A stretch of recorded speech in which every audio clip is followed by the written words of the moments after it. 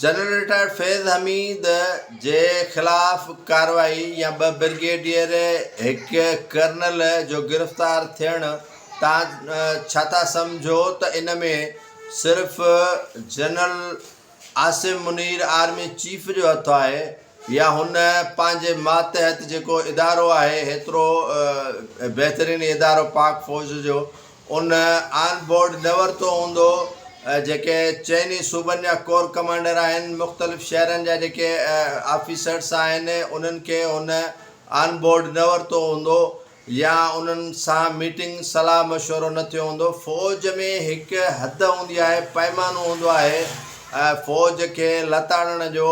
ऐं फ़ौज जे ख़िलाफ़ु ॻाल्हाइण जो। पर जॾहिं मामलात वधी वेंदा आहिनि तव्हांखे उहा फ़ौज एतिराम ॾिए थी, उहा फ़ौज तव्हांखे इज़त ॾिए थी, उहा फ़ौज तव्हांखे क़ाबिल बणाए थी।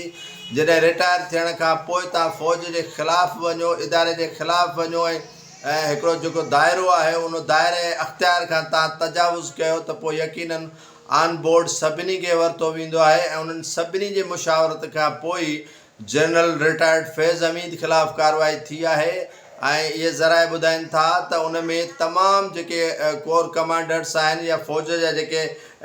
ऑफिसर आहिनि, लेफ्टिनेंट आहिनि, जनरल, उन्हनि में उन्हनि खे एतमाद में वठी ऐं उन्हनि खां पोइ उन्हनि ख़िलाफ़ु कार्रवाई थी आहे ऐं इहा कार्रवाई जो अमल जेको आहे सो उहो तमामु घणो वसी कयो पियो वञे ऐं उहो वसी थींदो। इनफ इज़ इनफ जेको आहे सो वारी कॉल ॾिनी वई आहे त हाणे काफ़ी थी वियो, घणो थी वियो, हाणे वधीक जेको आहे सो तव्हांखे थियणु न ॾींदासीं।